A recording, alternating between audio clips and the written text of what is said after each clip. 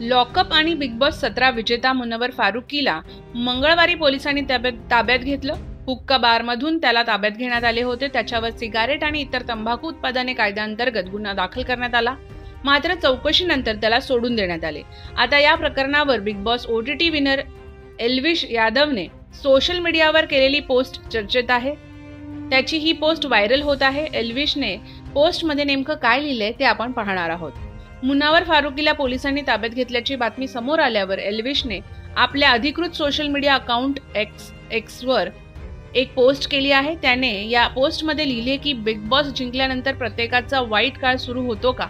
या पोस्टमध्ये त्याने मुनव्वर फारुकीचे नाव घेतले नाही, पण त्याने ही पोस्ट मुनव्वर बद्दलच केली असल्याचे म्हटले जात आहे. एल्विश यादव देखील नोएडा पोलिसांच्या रडारवर आहे, तर दुसरीकडे मुनव्वर फारुकीवर देखील मुंबई पोलिसांनी गुन्हा दाखल केला आहे. एल्विश यादव आणि मुनव्वर फारुकी हे दोघेही बिग बॉसचे विनर आहेत.